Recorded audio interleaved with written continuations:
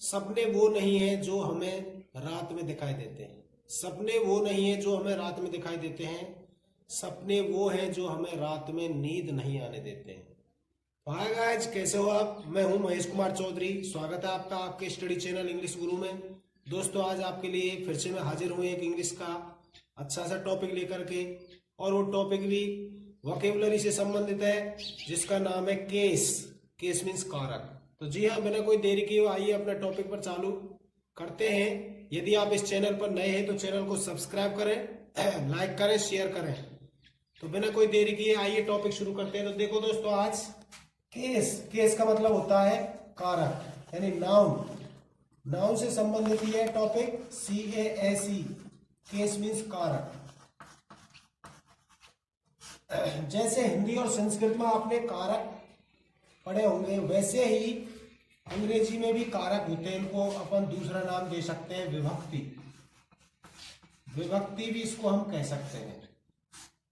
तो जैसे हिंदी और संस्कृत में आप केस पढ़ते हैं, इसी पर अंग्रेजी में कौन कौन से केसेस हैं, यानी ऐसी कौन कौन सी विभक्ति है जो नाउन है, संज्ञा है, और उनका सेंटेंस में यूज होता है, यानी सेंटेंस के अंदर उनका प्रयोग होता है। तो ऐसी कौन कौन सी विभक्ति हैं, कौन कौन से केसेस हैं, कारक हैं, जिनका प्रयोग अपन वाक्य में करते हैं। तो इसी चीज को आज पढ़ेंगे। तो यदि हम काइंड्स के बारे में बात करें तो अंग्रेजी में केसेस कितने होते हैं, देखिए। केसेस की बात करते हैं। सबसे पहले मुख्य जो है उसको कहते हैं सब्जेक्टिव केस, SUBJECTIVE।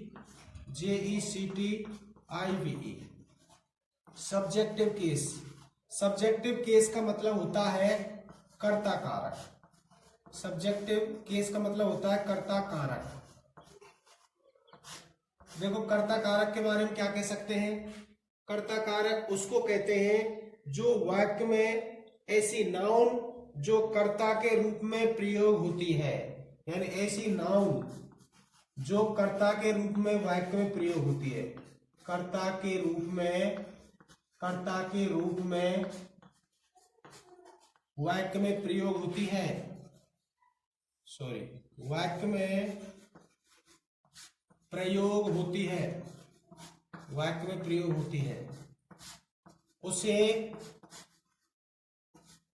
उसे क्या कहते हैं? उसे सब्जेक्टिव केस कहते हैं। सब्जेक्टिव केस का दूसरा नाम है नॉमिनेटिव केस। नॉमिनेटिव केस के नाम से इसे जाना जा सकता है, यानी सब्जेक्टिव केस कह सकते हैं इसको, दूसरा इसका नाम है नॉमिनेटिव केस। एग्जाम्पल से अपन समझते हैं कि ये सब्जेक्टिव केस और नॉमिनेटिव केस कैसे प्रयोग होता है। जैसे मैं कोई सेंटेंस लिखता हूं, एक Ashok can do it. Ashok can do it, ये कोई सेंटेंस मैंने लिखा है। यहां पर आप देख सकते हो अशोक शब्द है वो सब्जेक्ट है, और सब्जेक्ट में भी क्या है, वो नाउन है। तो ये नाउन जो सब्जेक्ट के रूप में प्रयोग हुई है, इसी को अपन नॉमिनेटिव या सब्जेक्टिव केस कहेंगे। और एक एग्जांपल से और आप समझ सकते हैं, जैसे JOHN, जॉइन, ये भी नाम है किसी का। Join through a stone, John ने एक पत्थर फेंका। यहां भी आप देख सकते हो कि जॉन शब्द है वो नाउन है, नाम है किसी का, और ये वाक्य में क्रिया से पूर्व लग रहा है। क्रिया से पूर्व लग रहा है, तो इसका मतलब ये भी क्या है, नॉमिनेटिव केस है। ये भी सब्जेक्टिव केस है, इसको भी अपन सब्जेक्टिव केस कहते हैं, नॉमिनेट। तो आप एक केस तो ये समझ सकते हो कि सब्जेक्टिव केस क्या होता है। सब्जेक्टिव केस होता है कि ऐसी नाउन्स, ऐसी संज्ञाएं जो किसी वाक्य में सब्जेक्ट के रूप में यूज होती हैं, उन्हें सब्जेक्टिव केस या नॉमिनेटिव केस कहते हैं। दूसरा देखो, दूसरा कौन सा है? दूसरा होता है ऑब्जेक्टिव केस। दूसरा जो केस होता है उसको अपन ऑब्जेक्टिव केस के नाम से जानते हैं। तो दूसरा देखो, दूसरा number OBJECTIV, objective case. Objective case का मतलब होता है कर्म कारक। कर्म कारक का मतलब है कि ऐसी नाउन, ऐसी संज्ञाएं जो वाक्य में ऑब्जेक्ट के रूप में प्रयुक्त होती हैं, यानी कर्म के रूप में प्रयोग होती हैं। ऑब्जेक्ट यानी कर्म के रूप में प्रयोग होती हैं। ऐसी संज्ञाएं जो वाक्य में ऑब्जेक्ट के रूप में प्रयोग होती हैं, उन्हें ऑब्जेक्टिव केस कहते हैं। और ऑब्जेक्टिव केस का दूसरा नाम होता है एक्यूसेटिव केस। एक्यूसेटिव, ACCUSATIV, एक्यूसेटिव case. एक्यूसेटिव केस भी इसका नाम है, यानी ऑब्जेक्टिव केस का दूसरा नाम एक्यूसेटिव केस भी है। ये वो संज्ञा होती है जो किसी वाक्य में ऑब्जेक्ट के रूप में प्रयोग होती है। डायरेक्ट ऑब्जेक्ट जिसे कह सकते हैं, जो सिंगल ऑब्जेक्ट होता है वो ऑब्जेक्ट होता है। जैसे एग्जांपल देता हूं मैं, I saw मनीषा टुडे। आज मैंने मनीषा को देखा था। I saw Manisha today. तो यहाँ मनीषा आप देख सकते हो ये वर्ब है, और वर्ब के तुरंत बाद ऑब्जेक्ट आता है।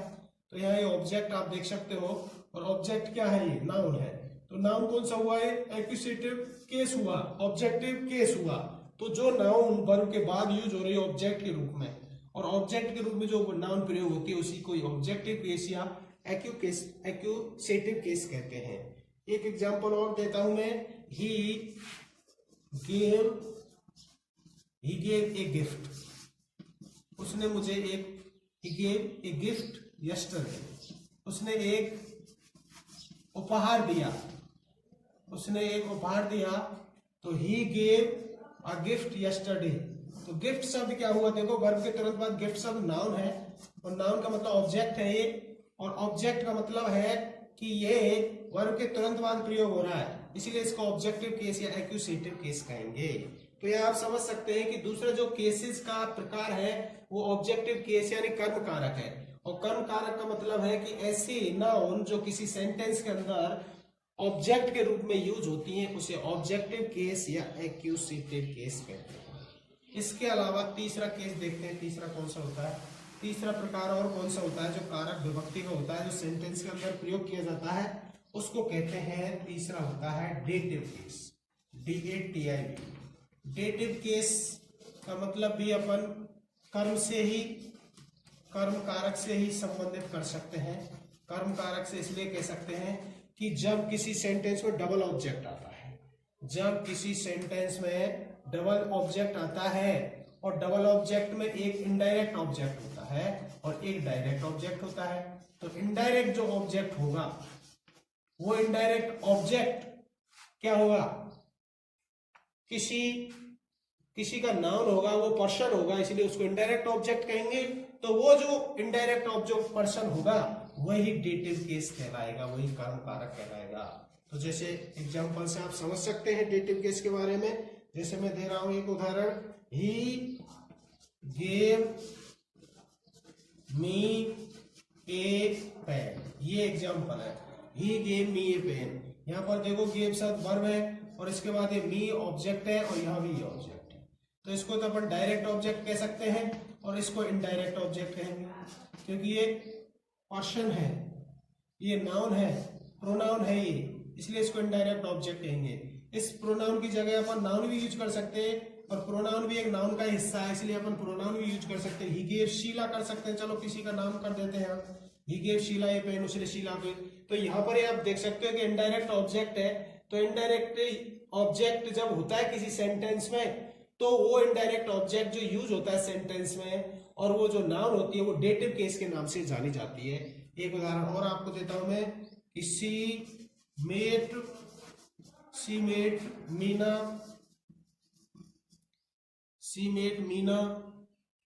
सॉरी शी मेट नहीं कर सकते यार, दूसरे एग्जांपल देता हूं मैं, सी गेव से लगा लो, चलो she gave Meena a pen, she gave Meena a ring, ऐसे कर लेते हैं। She gave Meena a ring, यहां भी आप देख सकते हो वर्ब, और मीना क्या है, नाउन है, कौन सा, इनडायरेक्ट ऑब्जेक्ट। तो इनडायरेक्ट ऑब्जेक्ट जो होगा वो डेटिव केस के रूप में यूज होगा। तो आप देख सकते हैं कि जब किसी सेंटेंस में डबल ऑब्जेक्ट आता है, और डबल ऑब्जेक्ट में जो डायरेक्ट और इनडायरेक्ट दो ऑब्जेक्ट होते हैं, उनमें इनडायरेक्ट ऑब्जेक्ट जो होता है और सेंटेंस में यूज होता है, तो वो डेटिव ऑब्जेक्ट के रूप में यूज होता है, उसको डेटिव ऑब्जेक्ट कहते हैं। अब देखो चौथा, एक होता है VOCATIV, vocative case. Vocative case और होता है, वोकेटिव विभक्ति होती है। वोकेटिव विभक्ति क्या होती है कि जिस जब किसी वाक्य में कोई नाउन दे रखी है और उसके साथ सेकंड पर्सन के रूप में नाउन यूज होती है। जब किसी सेंटेंस के अंदर नाउन है और नाउन सेकंड पर्सन के रूप में यूज हो रही है तो उस नाउन को कोमा के द्वारा अलग कर दिया जाता है, और उस स्थिति में जब नाउन अलग हो जाती है कोमा से तो उस समय वो वोकेटिव केस के नाम से जानी जाती है। यानी कोमा लगा करके उसको यदि हम अलग कर देते हैं तो ऐसी कंडीशन में वो जो नाउन होगी वो वोकेटिव केस कहलाएगी।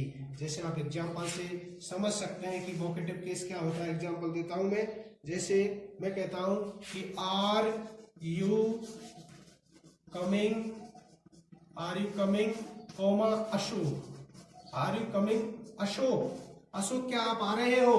आर यू कमिंग अशोक, या कोमा लगा के और मैंने ये नाउन लिख दिया, यानी मैं यहाँ पर अशोक को क्या करता हूं, अशोक को मैं संबोधित कर रहा हूं, एड्रेस कर रहा हूं, तो आर यू कमिंग अशोक, क्या अशोक आप आ रहे हो? तो यह जो अशोक शब्द है वो नाउन है, और नाउन जब यूज हो रही सेंटेंस में और कोमा लग रहा है तो ऐसी कंडीशन में वो नाउन सेंटेंस के अंदर कहलाएगी वोकेटिव केस।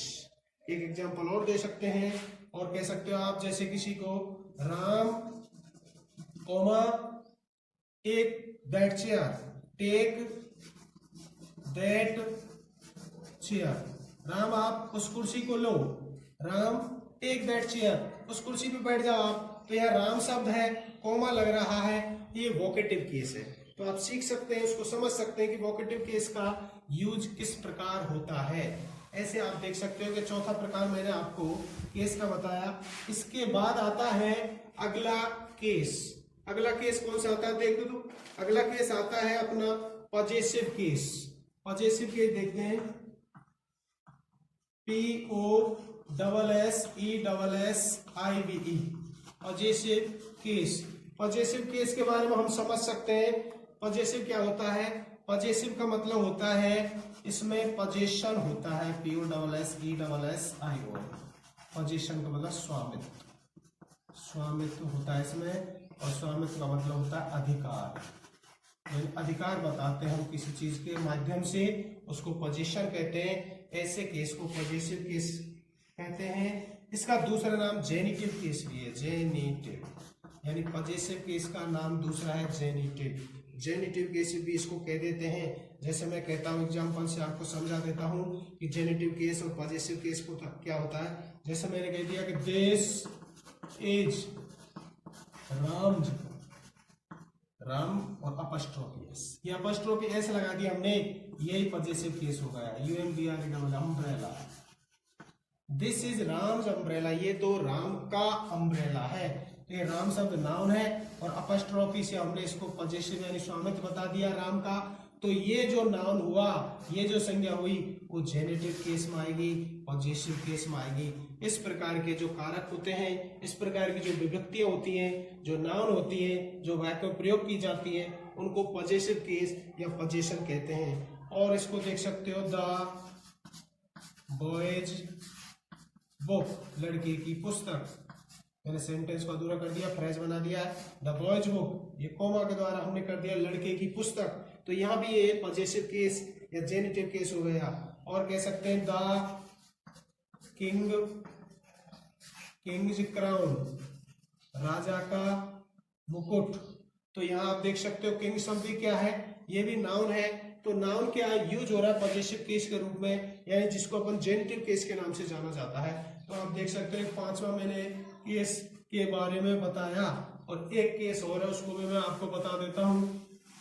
वो कौन सा है, उसको क्या कहते हैं? उसको कहते हैं, छठवां है वो case in opposition.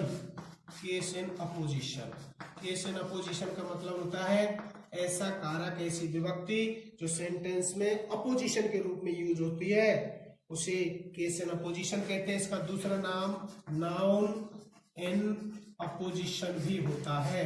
Noun opposition इसको इसलिए कह दिया क्योंकि ये नाउन होती है और ये वाक्य अपोजिशन का काम करती है, इसलिए इसे नाउन अपोजिशन भी कहते हैं। जब कोई नाउन किसी नाउन के साथ जुड़कर उसकी विशेषता बताए, उसे केस इन अपोजिशन या नाउन इन अपोजिशन कहते हैं। जैसे एग्जांपल से आप सीख सकते हैं, जैसे मैं कह सकता हूं कि महात्मा गांधी, अब महात्मा गांधी किसी का नाम है, नाउन लिख दिया मैंने, संज्ञा है, और मैंने कॉमा लगा के लिख दिया उसका कुछ विशेषता बता दी कि द फादर ऑफ नेशन, ये लिख दिया मैंने। फादर ऑफ नेशन जो मैंने लिख दिया ये केस इन अपोजिशन हो गया, यानी ये जो नाउन है महात्मा गांधी, इस नाउन को डिफाइन करने के लिए और जो नाउन का प्रयोग किया जाता है द फादर ऑफ नेशन, राष्ट्रपिता होता है, वह शॉट डेड बाय गॉडसे। ऐसे आप देख सकते हो कि महात्मा गांधी नाउन है, इसके साथ अगली नाउन जो आ रही है वो नाउन कोमा के द्वारा अलग है और इसके बारे में बता रही है कि ये क्या है। तो यहाँ पर आप देख सकते हैं कि दो कोमाओं के मध्य जो नाउन होगी वो नाउन जो विशेषता बता रही है उसको केस इन अपोजिशन या नाउन इन अपोजिशन कहते हैं। और एक उदाहरण इसका देता हूं मैं, जैसे Kabir comma the greatest, Kabir comma the greatest, और कह सकते हैं रिफॉर्मर, सुधारक, REFORMER, रिफॉर्मर, कोमा, तो द कबीर और द ग्रेटेस्ट रिफॉर्मर। कबीर जो विशेषता बता रहा है, द ग्रेटेस्ट रिफॉर्मर यानी एक महान सुधारक, समाज सुधारक कह सकते हैं, वो कौन था? वाज ए वीवर, वो एक जुलाहा था।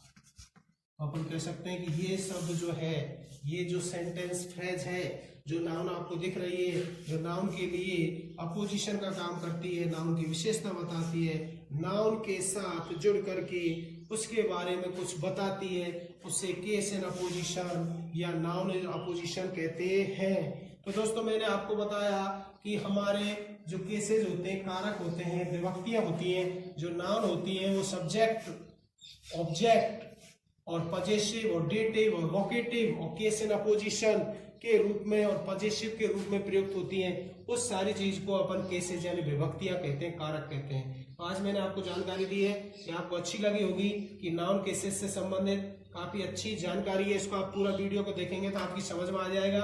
तो बिना कोई देरी किए हुए आप इसको पूरा देखेंगे। दोस्तों मुझे आशा नहीं पूरा विश्वास है कि आप इसको पूरा पढ़ेंगे, अच्छा सोचेंगे और इसको गंभीरता से लेंगे। तो थैंक यू दोस्तों, ओके।